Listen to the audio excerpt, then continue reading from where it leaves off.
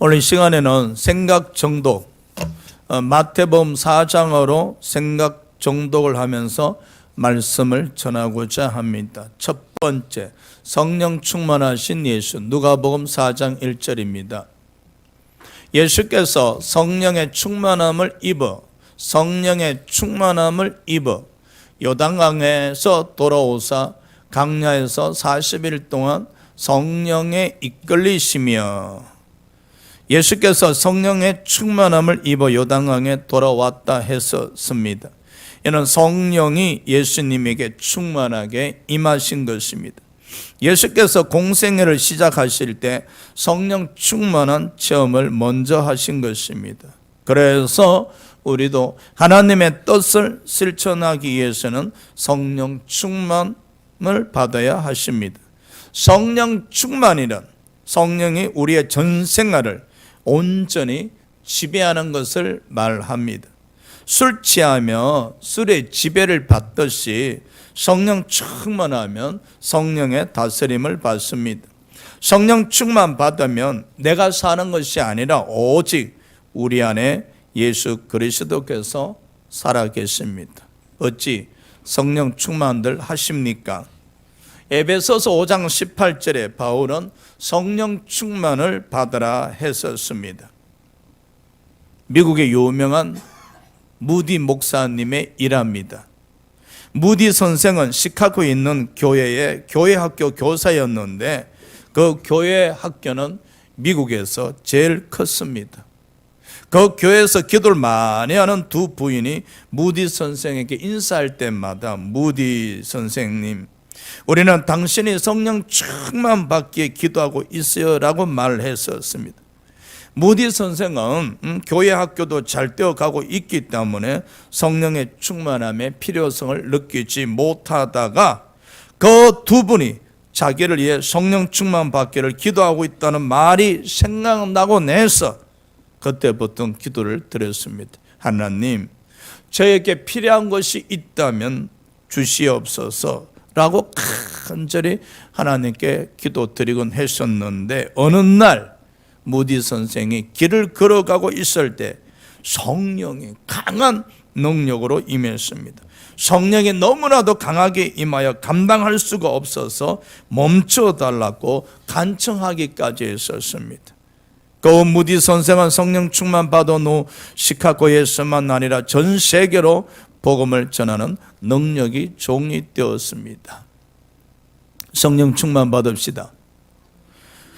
허더슨 테일러라고 하는 영국의 선교사가 중국에 가서 전도하다가 성령 충만 받기 위해서 기도했습니다.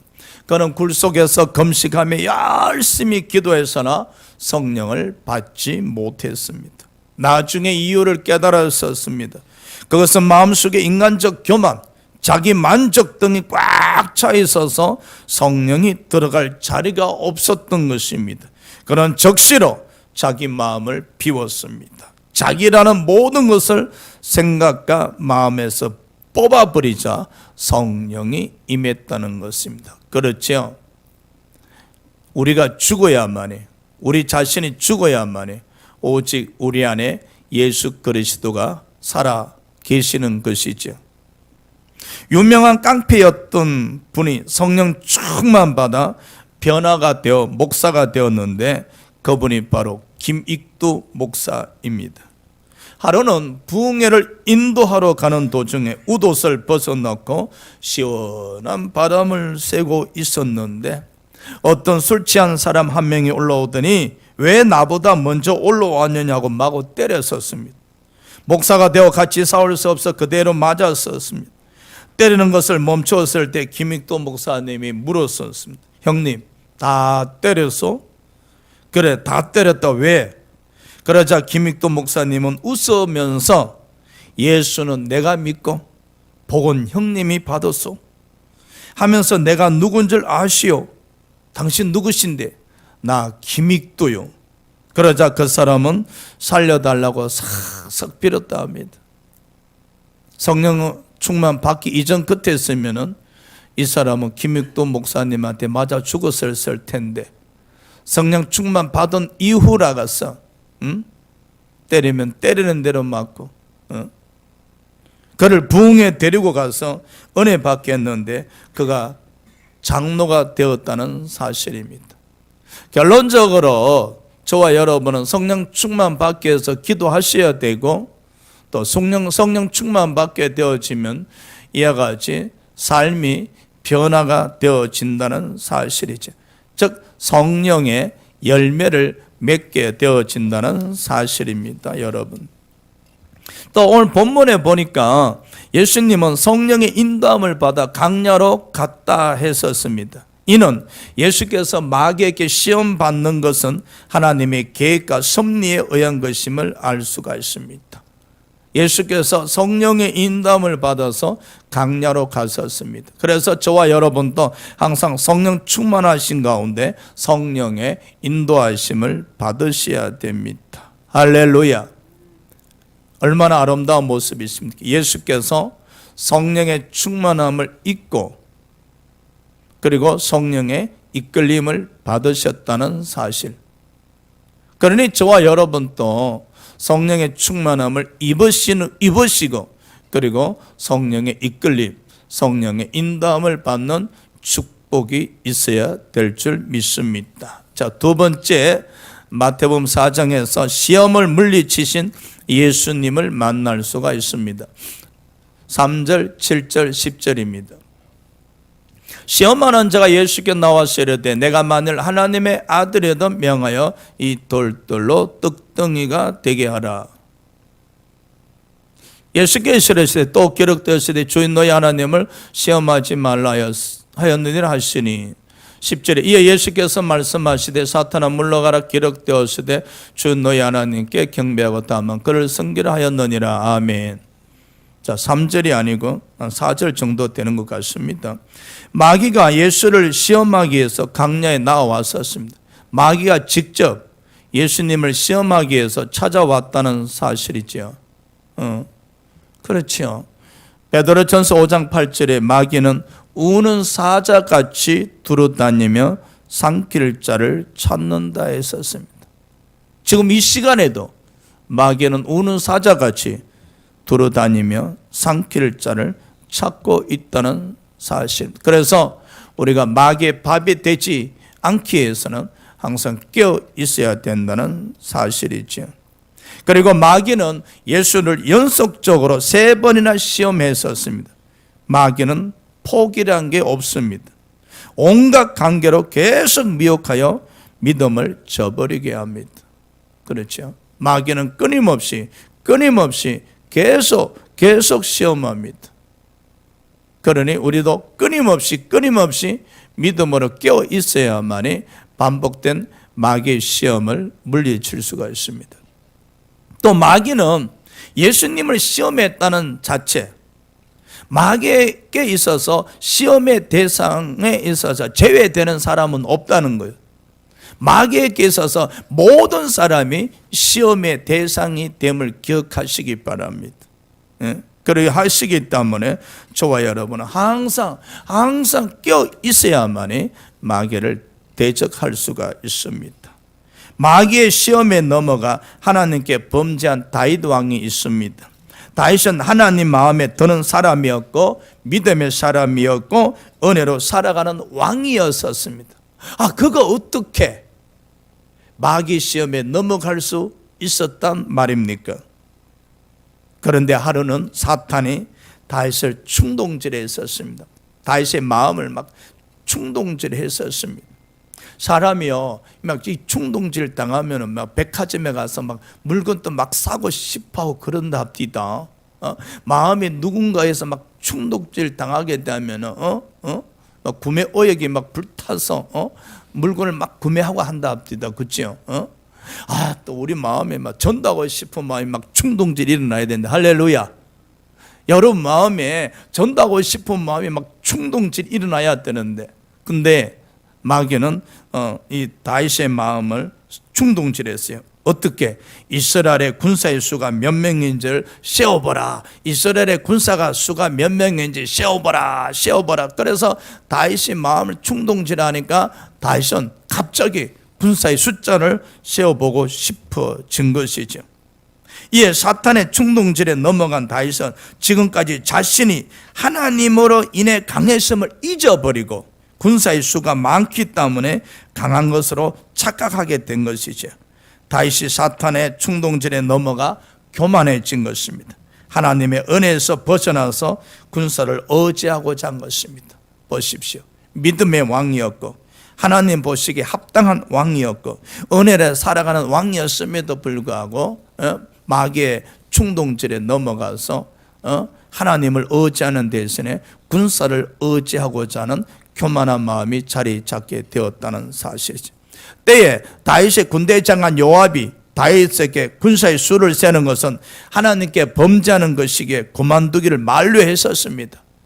그러나 다윗은 듣지 않고 재촉해서 군사의 수를 개수하게 명했었습니다. 어떻게 되었습니까? 하나님의 진노로 이스라엘 백성들이 7만 명이나 전염병으로 죽습니다. 다윗 한 사람이 사탄의 충동질에 넘어가서 하나님을 의지하지 않고 군사를 의지하고자 하는 그 교만한 마음으로 턴했었을 때 그것은 그 하나님께 범죄하는 것이었기에 그 결과 다윗 한 사람 때문에 전염병으로 이스라엘 백성 7만 명이 죽게 되었다는 사실이죠. 나중에 다윗이 사탄의 충동질에 넘어가서 죄를 범한 것을 깨닫고 하나님께 탄식하죠. 이스라엘 백성들 징계하지 마시고 저 죄 없는 이스라엘 백성들 징계하지 마시고 나를 징계해 달라고 탄식하며 눈물 흘리며 기도하게 되어지죠. 자, 예수님은 어떻게 마귀의 시험을 물리치셨습니까?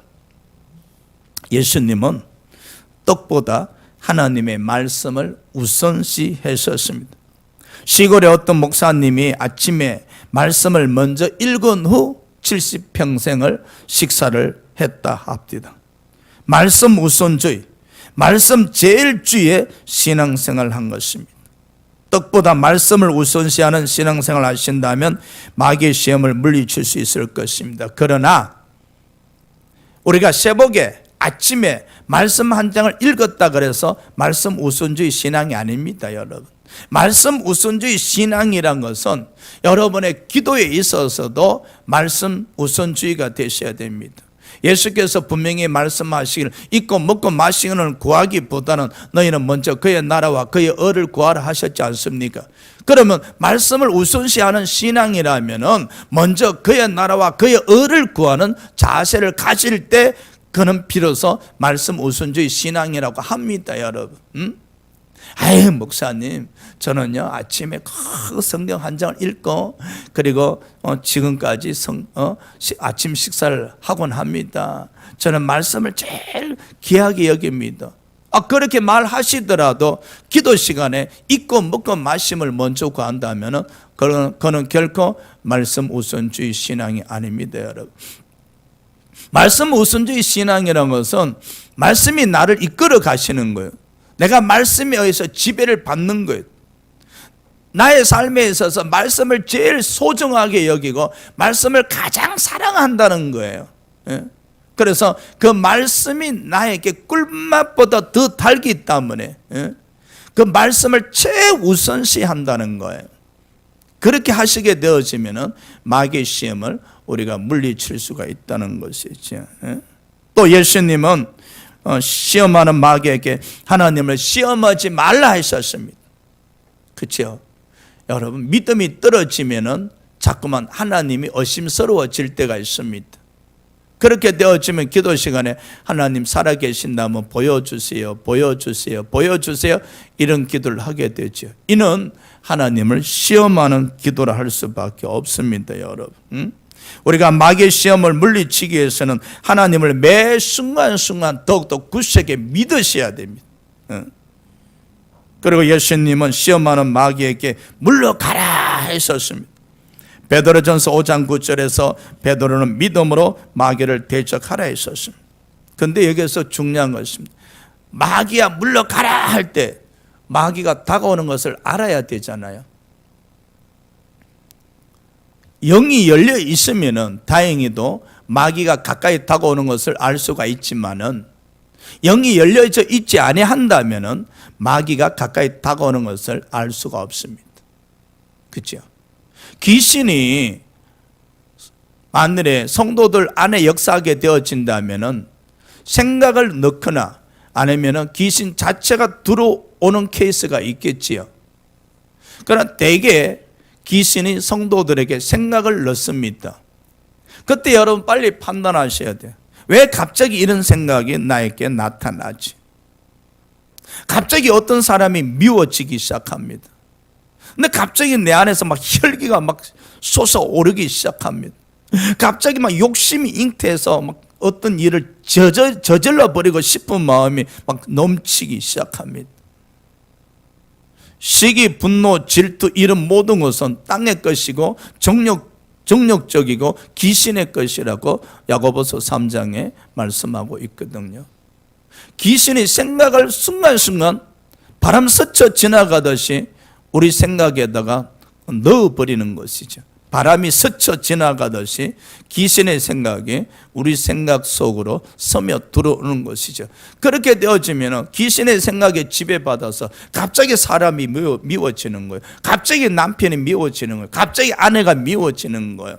그리고 어떤 일에 의해서 막 혈기가 이 마음속에서 막 폭포수 같이 막 솟아나게 되어져서 사람이 혈기에 사로잡히게 되어지고 또 안에 마음에서 욕심이 넘쳐나기 시작해서 막 욕심의 지배를 받게 되어지죠.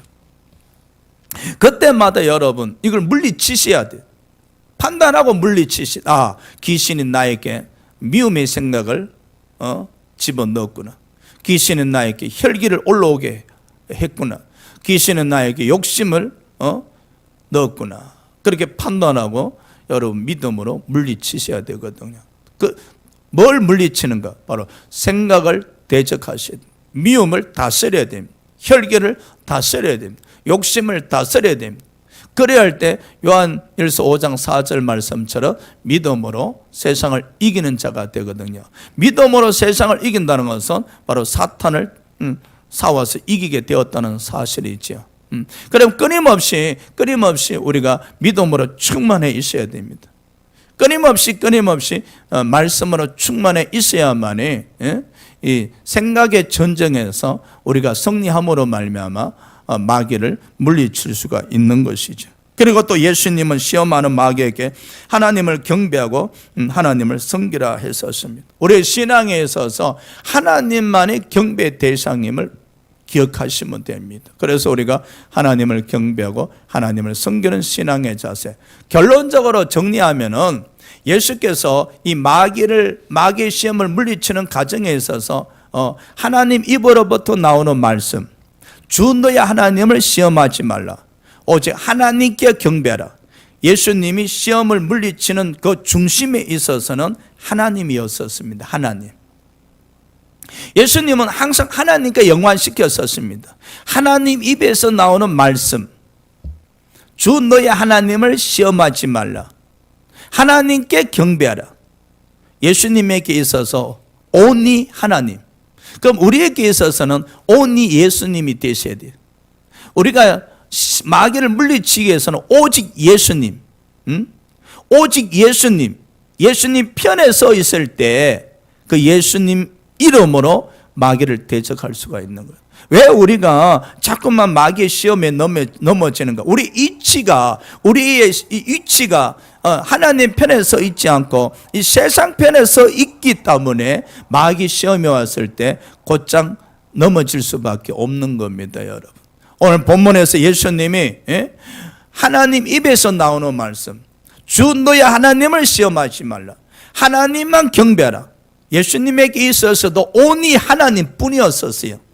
그러니 저와 여러분에게 있어서도 only 예수님, 오직 예수님이 이 생각과 입술에서 넘쳐나실 때에 그 예수님으로 말미암아 마귀를 대적할 수 있다는 사실입니다. 할렐루야. 자, 세 번째, 예수님은 나사렛에서 가버나움으로 이주하셨습니다.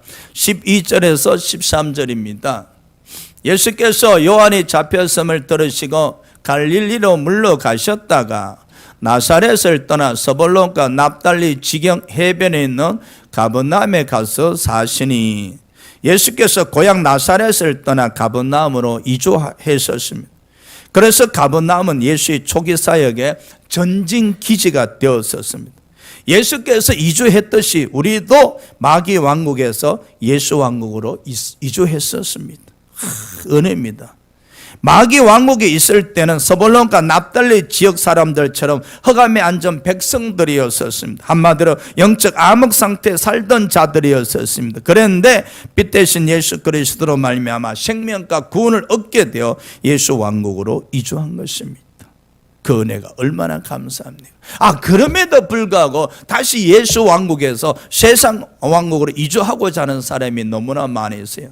몸은 분명히 예수 왕국에 와 있는데 생각이 자꾸 세상 왕국으로 가고자 하는 사람이 있습니다. 오늘 이것을 예배 드리면서도 세상 생각이 콩밭에 가 있는 사람들이 있습니다. 여러분, 이주하시기 바랍니다. 콩밭에 가 있는 생각을 속히 예수 왕국으로 다시 이주시키셔야 됩니다. 할렐루야.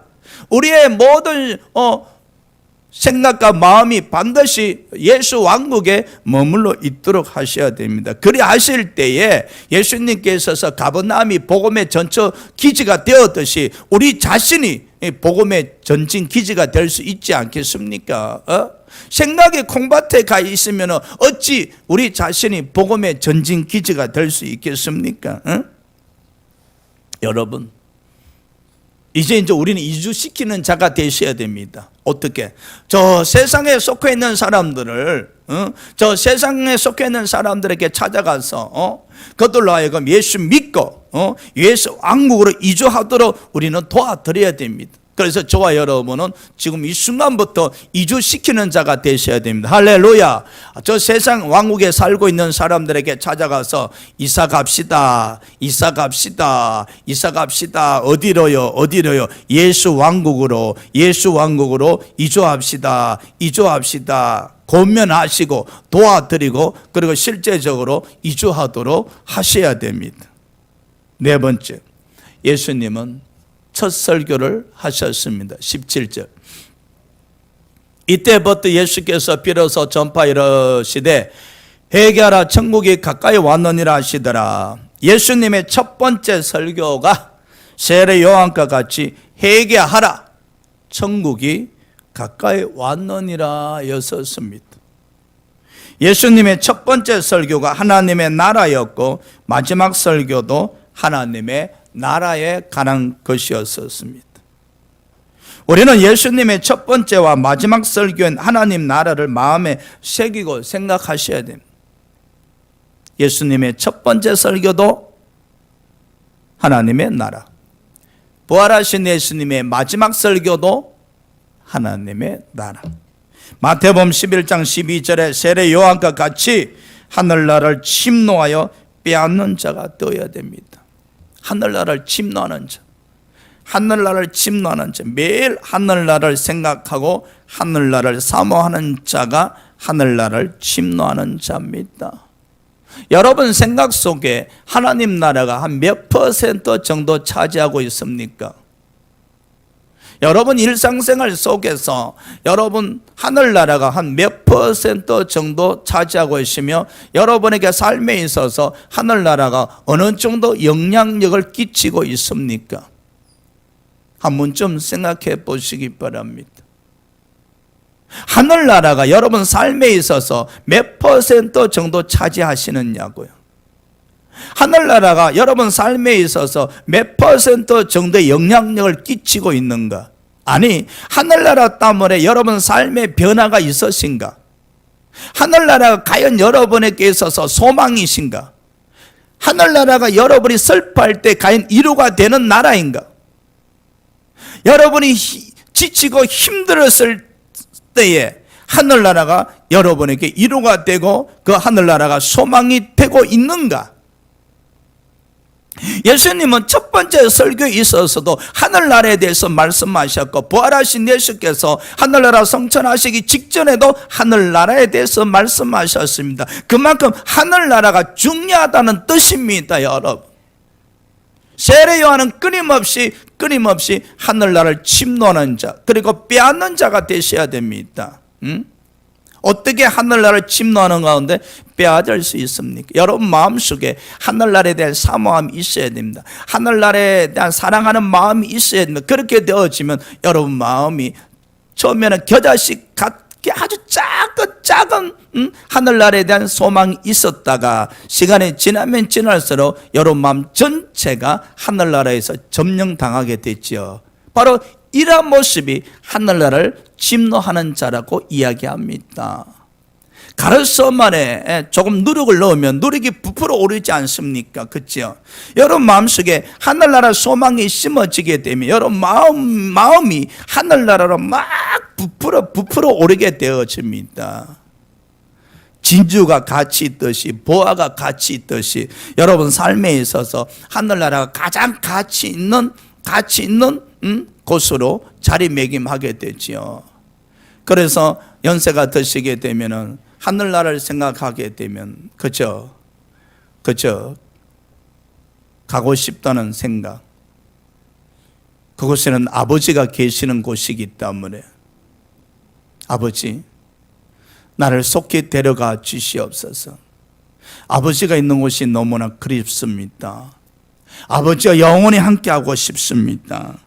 아버지 속히 이 세상을 떠나 저를 데려가 주세요. 이런 문중의 기도를 드리곤 하죠. 사랑하는 여러분, 우리는 하늘나라에서 지배를 당하셔야 됩니다. 이제 이 시간 이후로부터 하늘나라에 대한 생각이 퍼센트가 많아지시기 바랍니다. 하늘나라가 여러분 삶에 영향력이 있어지시기 바랍니다. 하늘나라 생각에 지배받으시기 바랍니다. 그 하늘나라로 말미암아 용기를 얻고 담대함을 얻고 이루함을 받고 이 삶의 살아감에 있어서 원동력이 되시길 주의 이름으로 축복합니다. 히브리서 11장 16절에 믿음의 선진들과 같이 하늘나라를 본향으로 삼고 사모하시기 바랍니다. 우리의 본향은 하늘나라입니다. 그러니 속히 가셔야 되지 않겠습니까? 이제 하늘나라를 소개하는 자가 되어야 하십니다. 예수 천다 불신 지옥 말입니다.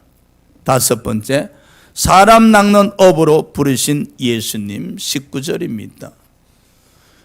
말씀하시되 나를 따라오라 내가 너희를 사람 낚는 어부가 되게 하리라 하시니, 예수께서 갈릴리 해변으로 다니시다가 베드로, 안드레, 야고보, 요한을 사람을 낚는 어부로 부르셨습니다. 이 갈릴리 해변에 다니시다가 베드로, 안드레 형제잖아요.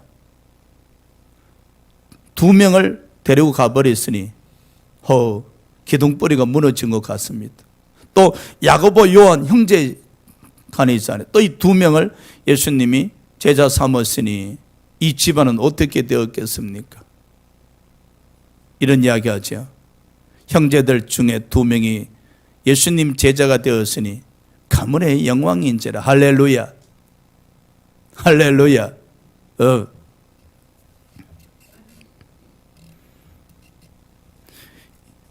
베드로, 안드레, 야고보, 요한을 사람을 낚는 업으로 부르셨다는 사실입니다. 이에 그들은 배와 검을 그리고 아버지를 가족이죠 버려두고 예수를 따라 나섰다는 겁니다. 이들의 삶을 한번 생각해 보시기 바랍니다. 사람을 낚는 어부가 되려면 이렇습니다. 배와 검을 그리고 아버지를 버려두고 갈릴리 해변을 떠나서 이제 예수와 함께하면서 예수와 동행하면서 살아가게 됩니다. 여러분, 우리 또한 사람을 낚는 어부가 되고자 한다면 예수와 함께 하셔야 됩니다. 함께 말입니다. 예수와 함께. 이 함께라는 단어가 너무나 아름답잖아요. 사랑하는 남녀가 왜 결혼하는가? 함께 하기 위해서 결혼한다 그러잖아요. 함께 할 수 없으면 결국 이혼하게 되어지는 거거든요. 우리는 예수와 함께 하는 법을 배우셔야 됩니다, 여러분. 여러분이 함께 함께 하는 법을 배우셔야 돼요. 그저 예수 믿는다 그래서 독야청청 홀로 믿는 것이 아니라 함께 하는 법을 배우셔야 돼요. 그리고 예수님과 끊임없이 함께 하고자 노력을 하셔야 됩니다. 가끔은 이런 생각하셔야죠.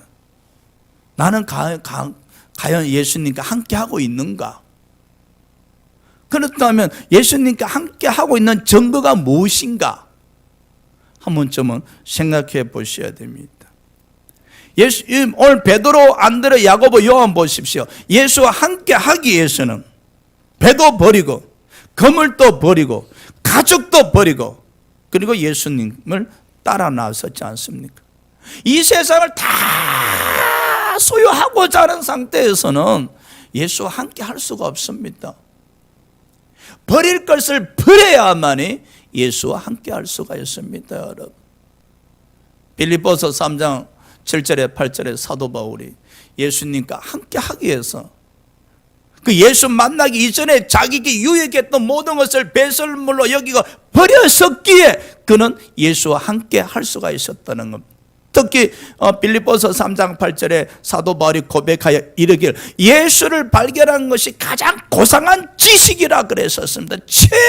최고라는 겁니다. 사도 바울의 가치관이 변해버린 것이죠. 가치관이 변한 거예요. 예수와 함께하는 것이, 예수님을 발견하는 것이 최고의 고상한 지식이란 거예요. 그래서 사도 바울에게 있어서 넘버원이 예수가 되어버린 거예요. 가치관의 변화가 일어난 거예요. 우리가 예수와 함께 하고자 한다면 지금까지 생각했던 예수님에 대한 가치관의 변화가 일어나야 됩니다. 그저 마냥 나를 위해서 십자가 지신 그 예수님이 아니라 그 예수님은 과연 어떤 분인가, 나에게 있어서 나의 가치관에 있어서 과연 어떤 분인가, 과연 그 예수로 말미암아 나의 가치관의 변화가 일어났는가. 그래야 할 때 우리는 예수와 함께 할 수가 있는 겁니다.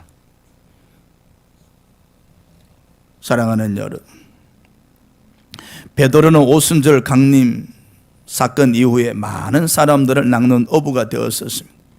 많은 사람들이 베드로의 설교를 듣고 3,000명, 5,000명이 한꺼번에 구원받는 역사가 있었습니다. 저도 설교 준비하면서 이렇게 사람 낚는 어부가 되어야 되겠구나 다짐하곤 합니다. 우리도 사람을 낚는 어부가 되어 봅시다. 할렐루야.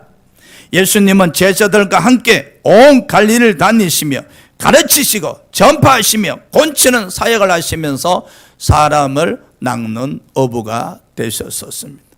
그 결과 수많은 사람들이 예수를 믿고 따르게 되었었습니다. 사람 낚는 어부가 되기를 원하시면 예수를 가르치셔야 합니다. 가르치시려면 예수님을 아셔야 되지 않겠습니까? 예수님에 대해서 아시는 것이 있어야 예수를 가르치실 것이 있지 않겠습니까? 간단합니다. 예수 천당, 불신 지옥입니다. 예수님을 전파하셔야 됩니다.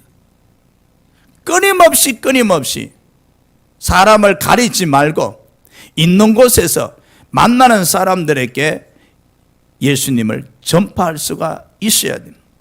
그리고 예수 이름으로 병든 자를 고치셔야 됩니다. 그래야 할 때 우리는 사람 낚는 어부가 될 수 있을 것입니다. 사랑하는 여러분, 마태복음 4장을 생각 정독하는 가운데 마귀를 물리치시며 천국의 통치를 받는 가운데 사람 낚는 업으로 한 주간을 승리하시기를 주의 이름으로 축원합니다. 할렐루야. 기도하겠습니다.